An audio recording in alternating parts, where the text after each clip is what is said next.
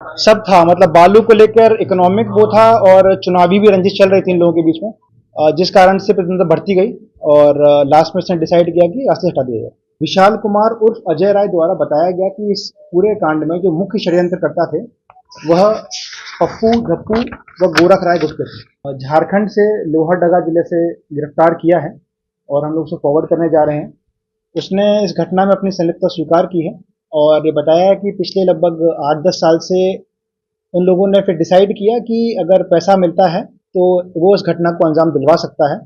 तो अजय राय ने पैसा लेकर ये घटना को अंजाम दिलवाया। इस वक्त की बड़ी खबर निकलकर सामने आ रही है। आपको बता दें कि दीघा में जिस तरीके से नीलेश मुखिया हत्याकांड को अंजाम दिया गया था, उसके बाद पुलिस की फजीहत हुई थी। पुलिस लगातार अपराधियों को धर दबोचने के लिए छापेमारी कर रही थी, एसआईटी का गठन हुआ था, लेकिन अब पुलिस को सबसे बड़ी हाथ और कामयाबी लगी है। पुलिस ने झारखंड के जंगल से मुख्य आरोपित को गिरफ्तार कर लिया।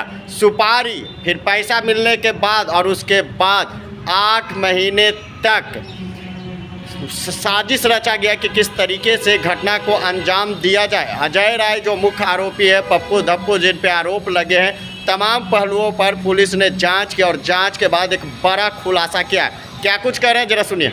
जैसा कि आप लोगों को पता है कि 31 जुलाई को दीघा थाना क्षेत्र में नीलेश मुखिया को गोली मारी गई थी और बाद में उनकी मृत्यु हो गई थी।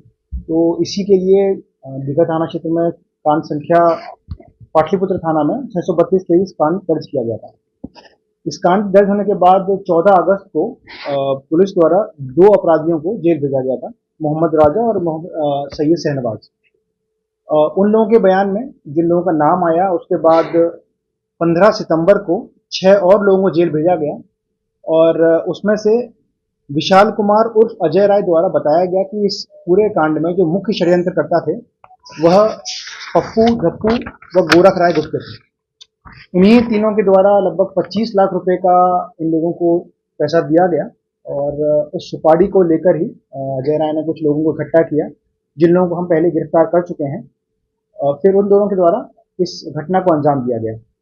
आज हम लोगों ने गोरख राय को झारखंड से लोहरदगा जिले से गिरफ्तार किया है और हम लोग उसे फॉरवर्ड करने जा रहे हैं।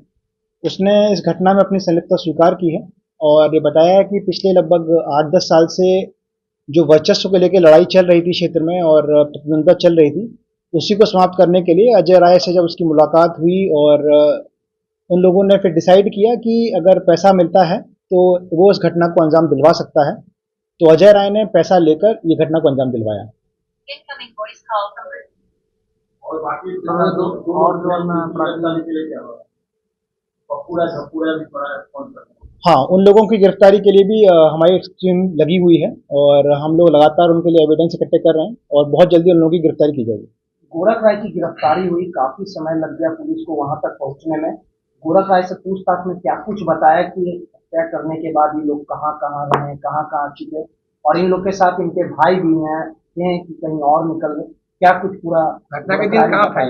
31 जुलाई को गोरख राय घटना के दिन ये यहाँ से निकल गया था, पटना में यहाँ नहीं था, ये हरिद्वार में अपने किसी मित्र के यहाँ था, इसका नाम सभी नहीं बताया है। हाँ, समय इसलिए लग गया क्योंकि इनिशियल इन्वेस्टिगेशन के बाद जब इन लोगों को आइडिया लगा कि पुलिस इनके नज़दीक पहुंच रही है, तो फिर ये लोग अपने जो मेन ठिकाने थे जहाँ पे जनरली रहते हैं वो सब छोड़ के जंगल जैसे एरिया में जाकर रहने लगे। लोहरदगा में जहाँ से पकड़ा गया वो भी काफ़ी जंगल जैसा क्षेत्र था, तो इसीलिए थोड़ा समय लगा और इसने गिरफ्तारी के उपरांत अपनी इस घटना में संलिप्तता स्वीकार की है कि हाँ, तीनों भाइयों ने मिलकर कि एक बार पैसा देके जब अजय राय ने उनको बताया कि वो ये काम करवा सकता है, तो इन लोगों ने 25 लाख देके इस घटना को अंजाम दिलवाया। अजय राय ही मीडिएटर था। हाँ, अजय राय ने। लाल रंग वाली थार किसकी? लाल रंग की थार का, लाल रंग की थार का भी इस केस में पूरा डायरेक्ट इन्वॉल्वमेंट क्लियर नहीं हुआ है, जब क्लियर बता देंगे हम। एक एसयूवी और एक थार का दिख रहा है। एसयूवी का तो क्लियर हो गया था कि अजय राय की थी, थार पे में चल रहा है भूषण के थ्रू। गोरख राय की गिरफ्तारी हुई तो पप्पू राय, धप्पू राय तीनों भाई कहीं साथ में ठहरे थे लोहरदगा में। पप्पू राय लोहरदगा में रहता कौन इन लोग का है? कोई ना कोई तो परिचित होगा ना। हाँ, कोई क्लोज नहीं था, दूर का ही इनका एक मित्र था जो वहां पर रहता है और बेसिकली जंगल के बीच में उसके भी मतलब बना हुआ है घर टाइप का, तो वहां ही रुका हुआ था। दोनों भाई भी थे उस समय? नहीं, भाई नहीं थे। कुछ पता चला है भाई दोनों कहाँ है कि वो भी और अपने भाई?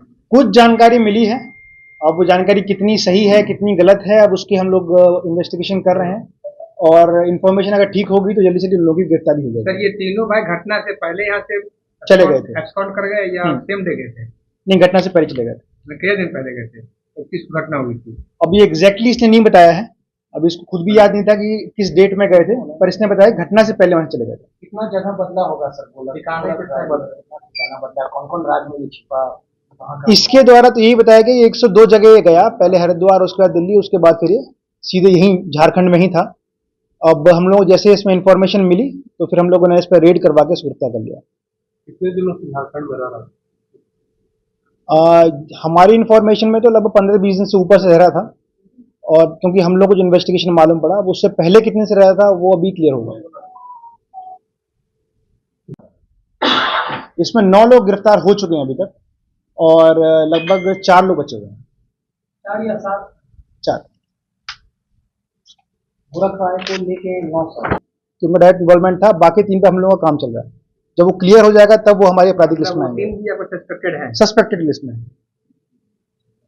पूरा था, बालू का था, सब था, मतलब बालू को लेकर इकोनॉमिक वो था, और चुनावी भी रंजिश चल रही थी इन लोगों के बीच में, क्योंकि रंजिश बहुत पुरानी थी, लगभग 10 साल चल रही थी, तो इसमें मल्टीपल इश्यूज इन्वॉल्व थे, जिस कारण से प्रतिनिधि भर्ती गई, और लास्ट में इसने डिसाइड किया कि रास्ते हटा दिया जाए।